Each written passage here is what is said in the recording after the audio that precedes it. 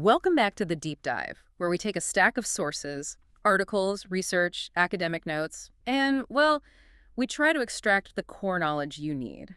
And today, we are really taking on some dense material. I mean, this might be the densest we've ever faced. I think you're right. We're doing a deep dive into the revealed portrayal of God, and this is all based on a massive collection of academic excerpts, focused on Christian exposition and biblical teaching. It's a huge assignment.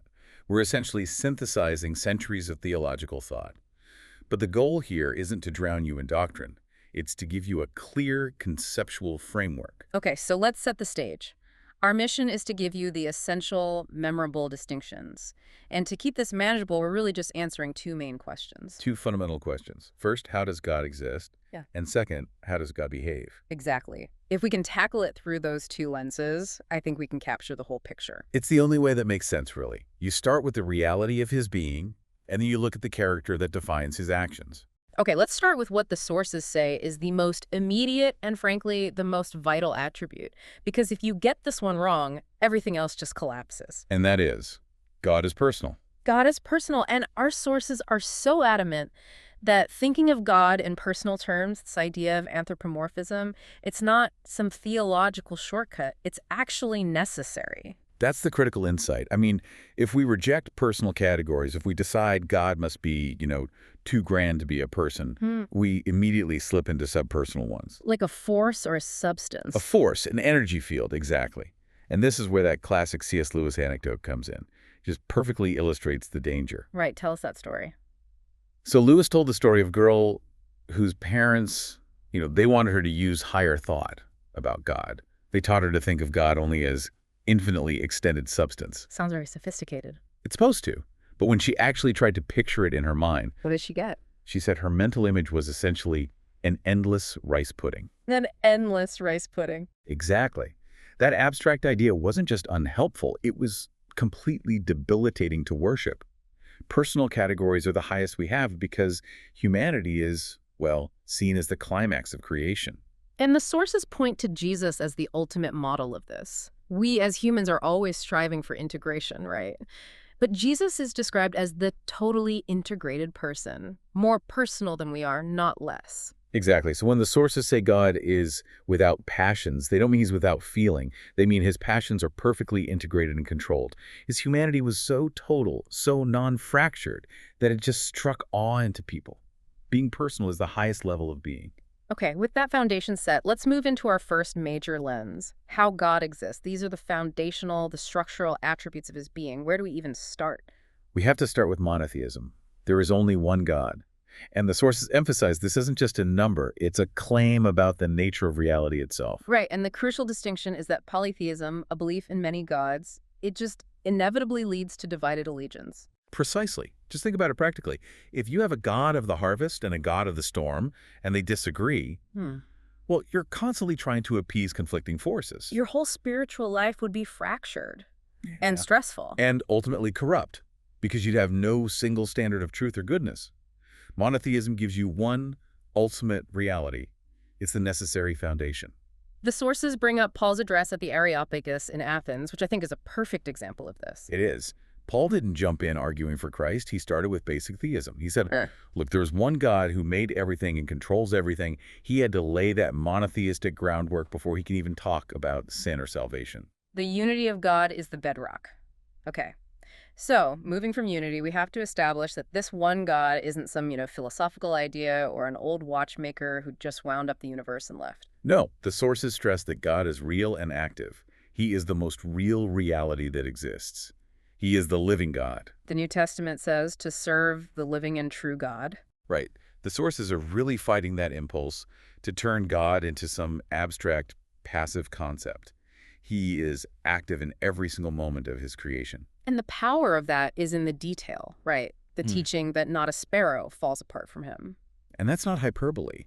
It means he controls the world in such intricate detail that every single event, no matter how small, is within his power and knowledge. He isn't watching passively. He's actively upholding. That sets the stage perfectly for some of the truly technical terms which define God's unique mode of existence. We have to introduce the term Assaity. Assaity. It's a Yeah. beautiful word because it's so definitive. It comes from the Latin "esse," which means from himself. From himself. It means Yes. God's life is self-sustaining. Okay. He has no beginning, no end, and he requires nothing outside of himself to exist. He is the definition of independence. Wow. That immediately throws our own human experience into such sharp relief, doesn't it? It really does. Our existence is dependent existence. We rely on air, food, water, and ultimately on the continual upholding power of God just to keep going moment by moment.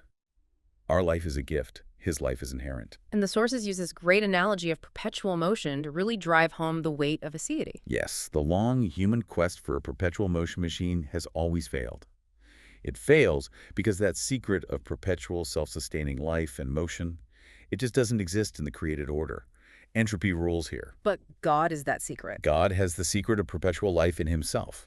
He's the source, not the product. So if God is self-sustaining and eternal, does that mean he's static? Like a perfect frozen statue? Not at all. He is unchanging. But this refers to the constancy of Paker in his existence. His promises don't change. His moral nature doesn't evolve. He doesn't go through psychological shifts like a human does. He is consistent, which is, crucial for our trust. Okay, let's talk scale now. Moving to the concept of simplicity. When I hear that word, I think easy or uncomplicated, but in theology, it means something completely different. Completely. Simplicity here means God is totally and perfectly integrated. He is wholly involved in everything he does. So contrast that with us. Well, you might be partially paying attention to this deep dive while you're also thinking about what you need at the grocery store later.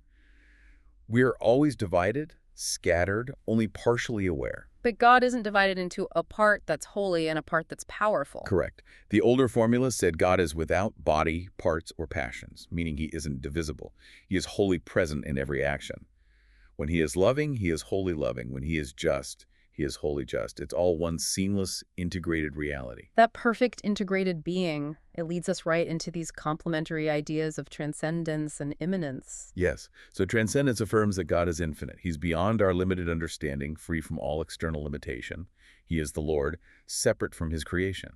The sources point to Acts 17.24, that God is not served by human hands as if he needed anything. That's Assaity in action right there. He does not need his creation. But, and this is the key, if he is infinitely far above us, transcendence, then he must also be intimately present, immanence.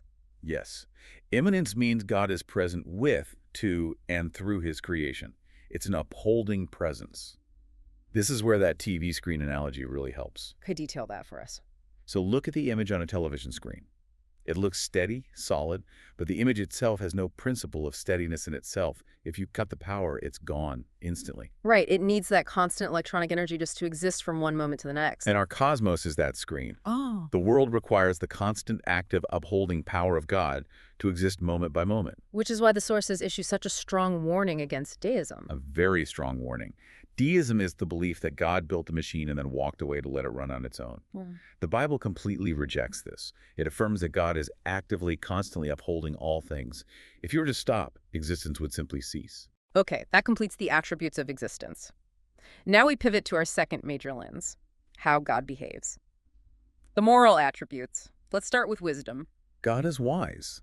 But this is more than just, omniscience, knowing everything. This is purposeful intelligence. Purposeful and God always chooses the best ultimate goals and always uses the best possible means to achieve them. His knowledge is always targeted toward a perfect ultimate end. And this definition, it immediately connects to maybe the most challenging theological concept there is, the problem of evil. It does. God's wisdom is the hinge for the Augustinian theodicy. That perspective suggests that because God is perfectly wise, the evil and suffering we see, while heartbreaking, must make sense as a means to ultimate good and ultimate glory. But doesn't that risk sounding like a cold comfort? It can, if you just treat it like a philosophical point. Yeah. But the comfort, according to the source material, comes from knowing that the one in charge is not confused, he's not panicked, and he's not operating with limited information. He has perfect, purposeful intelligence. Okay, next up is holiness. The source material asks us to focus on the narrow moral definition here. Right. In this context, holiness is moral perfection. Specifically, it's defined as purity and critically retributive hostility to what's bad. That's justice. So if God is perfectly holy, why do we so often perceive his justice, his wrath, as, well, harshness? The sources suggest the problem isn't with God's standard, it's with our own lack of moral sensitivity. We are, as the text says, soft on ourselves and soft on others. Our standard is low, his is infinite. That reframing helps us understand why the sources say judgment is actually a display of his glory. It's a stunning claim, isn't it? When the book of Revelation describes the saints rejoicing at the judgment of Babylon, they aren't cheering for pain. They're rejoicing because they're finally seeing God's glorious purity and justice perfectly applied to absolute evil. That judgment is seen as morally beautiful. And finally, rounding out these moral attributes, we have goodness, which includes things like being loving and merciful, but it also highlights God as jealous. And jealousy is a word that makes us uncomfortable, but here it's defined in the positive sense. Like a good spouse who desires the total, full affection of their partner. Since God's people are called his bride, he is passionately committed to that relationship. He takes it amiss when we divide our affection. Okay, now we move into the final and maybe most complex section, where we bring together God's knowledge and power with the reality of human choice. Let's start with what we can't know.